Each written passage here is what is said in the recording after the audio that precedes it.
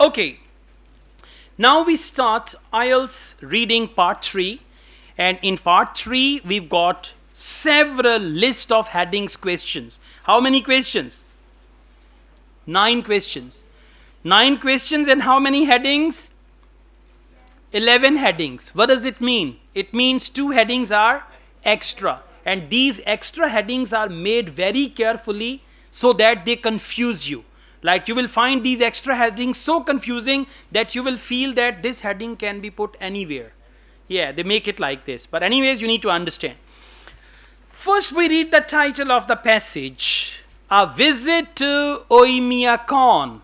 Read it as you want to. Okay, Oymyakon or Oymyakon or whatever. What is Oymyakon? The world's coldest town. Okay. Now we are going to read a passage which is about world's coldest town. Okay, so that is Oymyakon and all that. Passage is labeled. Whenever passage is labeled bad news is there will be type B questions. And there are 2 type B questions mainly. Number 1, list of headings. And number 2, which paragraph contains the following information. Their answers are not in order. Otherwise, they are in order. In multiple choice, sentence completion, true, false not given, yes, no not given. Even in matching type of questions, questions are not in order, but options, the name of scientists, they are in order. Okay. So we've got these questions. Now we come to questions 37 to 40. 1 word only. How many questions? 4 questions. Now you can answer these 4 questions in less than 4 minutes. So I think it's a good idea to start from here, and then you can go to list of headings, right? Why Oymyakon gets so cold? Now we need to find a paragraph where they say temperature drops and what is the reason why Oymyakon gets so cold. Question number 37. Oymyakon is a long way. Underline the word long way.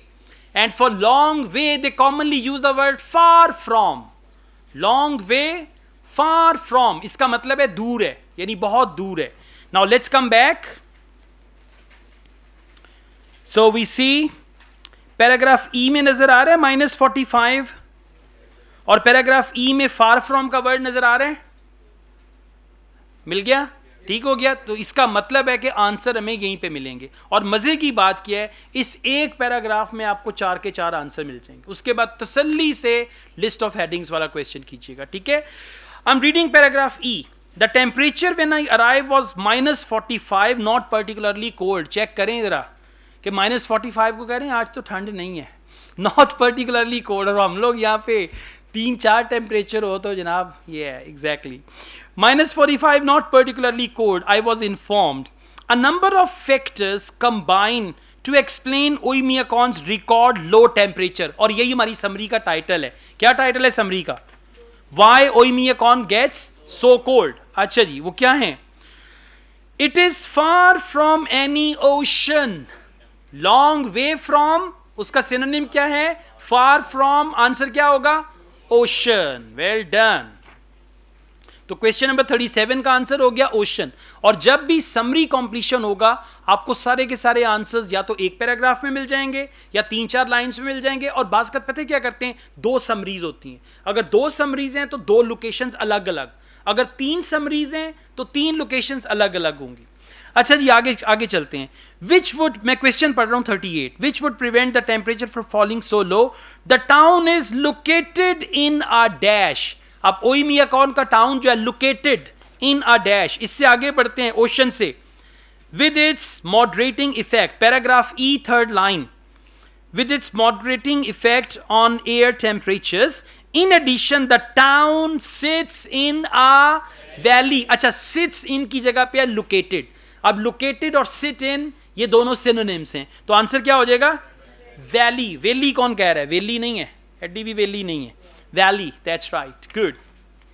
और दोबारा बता रहा हूं, spelling reading में ना अपने personal spelling पे trust ना कीजिएगा.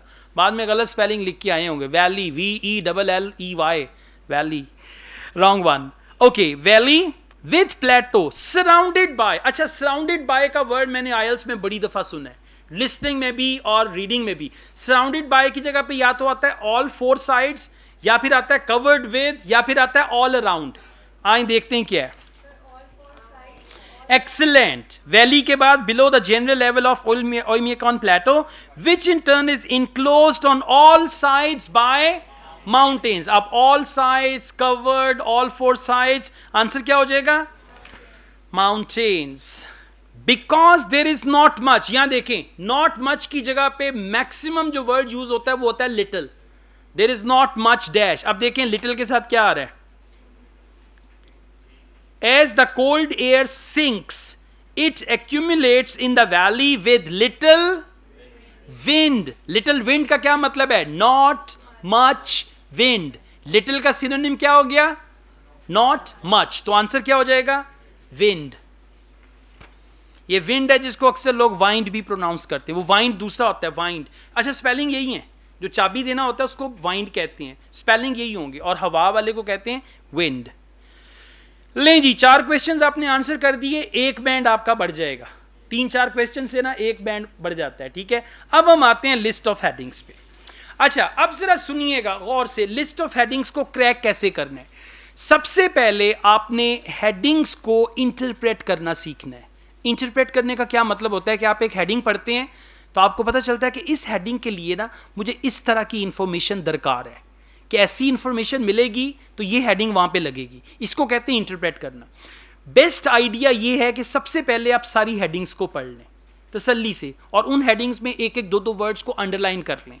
और जब भी हेडिंग्स पढ़नी है आपने अपनी इमेजिनेशन को ऑन रखना है। और ये जो मैं वर्ड यूज कर रहा हूं ना इंटरप्रिटेशन का, ये बहुत इंपॉर्टेंट है। अगर आप वैसे ही हेडिंग पढ़ेंगे ना तो एंड पे आपको कुछ समझ नहीं आएगी। अब मैं बताता हूं कि आपने हेडिंग को कैसे पढ़ना है। हेडिंग नंबर 1, सब लोग हेडिंग्स पे आ जाए। Heading number 1, various sources of supply. अब हम बात कर रहे हैं ओयमियाकॉन की, ठीक है। एक पैराग्राफ में बताएंगे जी उनको गोश्त जो है ना वो जानवर पालते हैं वहां से मिल जाता है, दूध उनका उनके अपने कैटल हैं वहां से आ जाता है, ठीक है। और बाकी जो राशन की सप्लाई है वो एक जहाज आता है वो लेके आता है, ठीक है। तो वो जो 3-4 सोर्सेज हैं कि सब्जी वो खुद उगाते हैं, गोश्त यहाँ से मिल जाता है, बाकी की चीजें वहां से आ जाए, एक पैराग्राफ में वो बताएंगे। तो ये वाली हेडिंग वहां पे लगेगी। Heading number 2, effects of going outside. अब आप देखें -45 पे जा रहे हैं तो एक पैराग्राफ में बताएगा कि जब भी मैं घर से बाहर निकलता था मेरा मुंह सुन्न हो जाता था, मेरे हाथ कांपने लग जाते थे, ये हो जाता था, वो हो जाता था। तो आपने देखना है गोइंग आउटसाइड, कि बाहर जब वो गया उसके साथ क्या हुआ, ये हेडिंग वहां पे लगेगी। Heading number 3, Oymyakon past and present. इस तरह की मैंने ढेरों हेडिंग्स देखी हैं आइल्स में। एक पैराग्राफ में ना आपको पहले बताएंगे कि आज फर्ज करें अगर वो कहते हैं कि जी ये गांव एक बहुत खूबसूरत गांव है, 50 साल पहले यहां पे चंद लोग रहा करते थे, ये क्या हो गया, पास्ट एंड प्रेजेंट। तो आपने फोकस करना है पास्ट टेंस पे और प्रेजेंट टेंस पे। एक पैराग्राफ में आपको मिलेगा। ये ओयमियाकॉन की हम बात कर रहे हैं तो बताएंगे it originated 50 years ago and now it is जो भी है। Next heading number 4, contrast in the landscape. अच्छा, लैंडस्केप किसे कहते हैं? आप जाएं, पहाड़ लैंडस्केप है, रेगिस्तान लैंडस्केप है, प्लेन लैंड मैदानी इलाका वो भी लैंडस्केप है, गहरी खाइयां वो भी लैंडस्केप है। अच्छा, कॉन्ट्रास्ट क्या आपको बताएगा जी बड़े बड़े पहाड़ हैं और प्लेन एरियाज हैं, ये कॉन्ट्रास्ट हो गया कि जो प्लेन एरिया और पहाड़ ये आपस का इनका कॉन्ट्रास्ट है। तो आपको लैंडस्केप बताएंगे कि पहाड़ भी हैं, गहरी खाइयां भी हैं वहां पे, this will go there. Heading number 5, animals that can survive cold. कौन सा जानवर है जो कोल्ड में सर्वाइव करता है? Come on, reindeer. Reindeer is one of the animals. कभी आपने नहीं देखी? मैंने इस पैसेज से इंप्रेस होके ना ओयमियाकॉन यूट्यूब पे लिखा, पूरी डॉक्यूमेंट्री आई थी, देखिएगा अगर टाइम मिले तो, ठीक है। आपको उनकी लाइफ, छोटे छोटे बच्चे हैं, स्कूल भी जा रहे होते हैं, पूरी बर्फ पड़ी हुई है और हवा चल रही है और बच्चे स्कूल जा रहे हैं। हाँ हाँ, रियलिटी। कम ऑन, आपको क्या लगता है ये आइल्स के जितने भी पैसेजेस हैं सब रियलिटी बेस्ड हैं, ये बनाए हुए नहीं है। अच्छा, वो आपने पूछ लिया, ठीक है। तो animals that can survive cold, कि हो सकता है वो बताएं आपको। रेंडियर एक कॉमन जानवर है जो वो यूज करते हैं, ठीक है। सो एक पूरा पैसेज पैराग्राफ रेंडियर पे होगा। Heading number 6, how Oymyakon is affected by its location. ये तो आपको अभी मिल गया। Town sits in a valley. कौन सा पैराग्राफ है? ई। जरा जाएं लगाएं heading number 6 paragraph E. Question number क्या है? क्वेश्चन नंबर, हाँ नहीं, हाँ यहाँ लिस्ट ऑफ हेडिंग्स में क्वेश्चन नंबर, या क्वेश्चन नंबर 32 इसका आंसर हो गया 6, हेडिंग नंबर 6। ठीक हो गया, ये एक आपको मिल गया, एक पैराग्राफ आपने पढ़ा हुआ है। समझ आई इसकी कि नहीं? ये बोल रहे हैं how Oymyakon is affected by its location, कि उन्होंने बताया ना कि town sits in a valley और there is little wind over there. So ये उस पैराग्राफ को हमने पढ़ा है। तो हेडिंग नंबर 6 तो हमें पहले ही मिल गई, इसको क्रॉस कर दें यहां से और वहां पे जाके लिख लें। अब इस क्वेश्चन को करने की जरूरत नहीं है। अच्छा जी, आगे चलते हैं। Heading number 7, keeping out the cold, very simple. वो बताएंगे जी वो आग जला लेते हैं, वो कोट पहन लेते हैं, वो रेंडियर की खाल की टोपी पहन लेते हैं एंड ऑल दैट, राइट। ये मैं इसलिए बता रहा हूँ क्योंकि मैंने वो पूरी डॉक्यूमेंट्री देखी थी। Heading number 8, not the only challenging time of the year. अच्छा, वो बताएंगे कि गर्मियों में वहां पे फूल भी खिलते हैं, बर्फ पिघल जाती है और कोई प्रॉब्लम नहीं होता। तो ये क्या है? Not the only challenging time of the year, कि कोई एक ऐसा महीना जिसमें वहां पे कोई मसला नहीं होता। ठीक है। Next, heading number 9, better than it's reputation. अच्छा, जब भी बेटर देन रेप्यूटेशन का वर्ड यूज करें ना, एक चीज में रखिएगा कि लोग किसी कंट्री, फर्ज करें कि लोग समझते हैं कि आप अफ्रीका जाएंगे तो वहाँ पे स्टारवेशन होगी, वहाँ जाएंगे तो लोग भूखे मर रहे होंगे and all that, but it is better than it's reputation. ऐसा नहीं है। अफ्रीका के कुछ पार्ट्स हैं, दे आर वेरी रिच। ठीक है, तो इसका क्या मतलब है? बेटर दैन इट्स रेप्यूटेशन, कि अपनी रेप्यूटेशन से बेहतर है। अब अगर फर्ज करें आपसे कहा जाता है जी साइबेरिया में बहुत ठंड है, वहाँ पे तो लोग मर जाते हैं एंड ऑल दैट, तो असल में ऐसा नहीं है। तो इसका क्या मतलब है? Better than it's reputation. Heading number 10, very few facilities in building. Building का मतलब है हाउस। अब एक पैराग्राफ में बोलेंगे जी बिजली आती है 2 घंटे के लिए, एक पैराग्राफ में बोलेंगे आपको पानी आता है उनका सिर्फ 3 घंटे के लिए। ठीक है, वहां पे गैस नहीं है। ये क्या है? Very few facilities in buildings, और बिल्डिंग्स का मतलब है house. Heading number 11, more snow than anywhere else in the world. अच्छा, किसी एक पैराग्राफ में आपने देखना है वो स्नो को मेजर करेंगे, बताएंगे, कोई परसेंटेज होगी या कोई क्यूबिक फिट या जो भी है वो होगा कि ज्यादा बर्फ यहां पे पड़ती है दुनिया में सबसे ज्यादा। अब ये हेडिंग्स हमारे दिमाग में आ गई। अब हम चलते हैं जनाब पहले पैराग्राफ पे। ओके, अच्छा, अब ये हेडिंग जो है ये आपको कोई जरूरी नहीं है कि आपको पहली लाइन पढ़ें तो आपको पता चल जाए कि हेडिंग क्या है। बाज़-औक़ात आपको पहली लाइन में ही आंसर मिल जाएगा, बाज़-औक़ात आप 2-3 लाइन्स पढ़ेंगे उसमें जनरल बात हो रही है। आपने ये देखना है कि उस पैराग्राफ का मेन आइडिया क्या है, तो वो मेन आइडिया बस का दरमियान में आता है, और अदरवाइज अगर शुरू में भी नहीं है, दरमियान में भी नहीं है, तो एंड पे मेन आइडिया आता है। तो मैं आपको ये कहूंगा कि आप इन पैराग्राफ्स को स्किम रीड करें। स्किम रीड का मतलब है टू रीड क्विकली। पहली लाइन ध्यान से पढ़ें, उसके बाद अगर आपको लग रहा है कि जनरल लाइन है, मतलब जनरल अभी बता रहा है, तो उसके बाद कोई एक लाइन स्किप कर दें, फिर अगली लाइन ध्यान से पढ़ें, फिर एक स्किप कर दें। इस तरह से पूरे पैराग्राफ को आप स्किम रीड करें, आपको आंसर मिल जाएगा। Let's see paragraph A. You don't need a set nav to drive to Oymyakon from Yakutsk. You cross the Lena river. अब ये बता रहा है कि आपने वहां पे पहुंचना कैसे है। थर्ड लाइन पे आए फुल स्टॉप के बाद। The journey takes 2 days of hard driving, 2 days of glistering landscape, frozen rivers, untouched snow, and all that. 2 days of endless forest and breathtaking beauty. 2 days to penetrate the heart of Siberia and reach the coldest inhabited place on earth. The beauty surprised me. अब यहां से काम की बात शुरू हो रही है। ब्यूटी किसकी? साइबेरिया की हम बात कर रहे हैं। वो कह रहे हैं The beauty surprised me. Siberia isn't known for its pleasant appearance. कि साइबेरिया अपनी प्लेजेंट अपीयरेंस की वजह से जाना नहीं जाता है। It is always billed as a place of hardship. कि हम हमेशा सोचते हैं कि Siberia is a place of hardship, but actually the beauty surprised me. क्या मतलब है?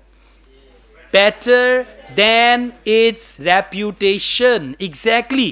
Beauty surprised me. Siberia isn't known for its pleasant appearance. It is always billed as a place of hardships. Heading number 9. Better than its reputation. Question number 28, paragraph A, heading number 9. अच्छा, एक और छोटी सी tip बताता हूँ। जो पहला paragraph होगा ना, आमतौर पे उसकी हेडिंग्स आखिरी 3-4 में मिलेंगी, और जो आखिरी पैराग्राफ होगा उसकी हेडिंग्स पहली 2-3 में मिलेंगी। जो पहला पैराग्राफ होगा उसकी आमतौर पे हेडिंग्स लास्ट 2-3 में मिलेंगी, जो लास्ट 2-3 हेडिंग्स हैं वहाँ पे, और जो लास्ट पैराग्राफ होगा उसका जो राइट आंसर है वो आपको पहली 2-3 हेडिंग्स में मिल जाएगा। लेकिन मैंने एक ऐसा टेस्ट भी सॉल्व किया है जहाँ पे पैराग्राफ ए का आंसर था हेडिंग नंबर 1। लेकिन ये भी बता रहा हूं, ये भी है, ठीक है, पर एनीवेज। अच्छा, एक टिप और भी है कि आप पूरे पैसेज में जो सबसे छोटा पैराग्राफ है वहां से शुरू करें, फिर उसके बाद जो छोटा है, जितनी हेडिंग्स कम होती जाएंगी उतना आपका सक्सेस रेट बढ़ता जाएगा। अच्छा जी, अब आते हैं पैराग्राफ बी पे। As we left the flat plain का मतलब है मैदानी इलाका, the road began to twist and turn, सड़क ने zigzag लेना शुरू कर दिया, leading us into untouched hills, पहाड़ों पे चले गए, on towards the Viconius mountains आ गई, beneath their snow-clad peaks, the slopes become steeper, के स्लोप्स जो थी वो ज्यादा स्टीप होती गई, द वैलीज डीपर। अब देखिए, कहीं पे मैदान की बात कर रहा है, कहीं पे पहाड़ों की बात कर रहा है, कहीं पे डीप वैलीज की बात कर रहा है। What is it? Contrast in the landscape. कौन सी हेडिंग है? Heading number 4। समझ आ गया ना? अब अगर समझ से पढ़ेंगे तो फिर आसान हो जाएगा, वरना तुक्का तो आप लगा ही लेंगे फिर, राइट। और ये लिस्ट ऑफ हेडिंग्स में तुक्का लगाना जो है ना, एक कहीं की हेडिंग आपने कहीं और लगा दी, 2 आंसर पक्के पक्के गए, ठीक है जी। Question number 29, heading number 6, sorry heading number 4, that is contrast in the landscape. अच्छा जी, पैराग्राफ सी पे आए। Despite the magical ambience, ambience कहते हैं माहौल को, magical ambience of the Siberian wilderness, its reputation for hardship hit me every time I climbed out of the vehicle, कि जब भी मैं गाड़ी से बाहर निकला इसने मुझे परेशान किया। With less than a minute the skin all over my face began to feel as if it were burning, कि पूरा उसका चेहरा बर्निंग में चला गया। क्लाइम आउट का मतलब क्या है? गोइंग आउटसाइड, और जो उसकी स्किन बर्न कर रही है ये है इफेक्ट्स। तो heading number 2, effects of going outside. Question number 30, correct answer is heading number 2। और एक हेडिंग एक दफा इस्तेमाल होगी, जो हेडिंग लगा लें उसको क्रॉस कर दें, ठीक है। अच्छा जी, और पैराग्राफ डी पे आ जाएं। Oymyakon is a quiet little town, कौन सा टेंस है? प्रेजेंट। आगे पढ़ें। The world's coldest of about 550 inhabitants with its own power station, school, 2 shops and a small hospital. It's probably originated as a seasonal settlement. कौन सा tense है? तो क्या बता रहे हैं? पास्ट एंड प्रेजेंट, कि सीजनल सेटलमेंट थी, कि जो लोग नहीं होते, कि चरवाहे होते हैं एक जगह पे आके कयाम करते हैं, तो सीजनल सेटलमेंट थी पास्ट में, और अब वहां पे टाउन बन गया ओयमियाकॉन। कौन सी हेडिंग है? Heading number 3, Oymyakon, past and present. Past क्या था? Seasonal settlement. प्रेजेंट क्या है? टाउन। हेडिंग नंबर 3 लग जाएगी क्वेश्चन नंबर 31 के साथ, और हेडिंग नंबर 3 को भी काटते हैं। और पैराग्राफ ई हम लोग पहले ही कर चुके हैं, ठीक है। अब आ जाएं एफ पे। पैराग्राफ एफ पे आइए सब लोग। Day to day life in Oymyakon presents certain challenges during the long winters. There are hardly any modern household conveniences. Water is hacked out of the nearby river, ठीक है। क्या बता रहे हैं? कि जो वेरी फ्यू फैसिलिटीज हैं जो अवेलेबल हैं उनके बारे में। Household conveniences, water is hacked out of the nearby river as great chunks of ice and dragged home on a sledge. Okay, that's right. Very few facilities in buildings. क्या लिखा हुआ है? There are hardly any modern household conveniences. Conveniences का word आ गया facilities के लिए, household का वर्ड आ गया बिल्डिंग के लिए, ठीक है। So there are hardly any modern household conveniences, इसका मतलब है very few facilities in building. Heading number 10 will go there. All clear?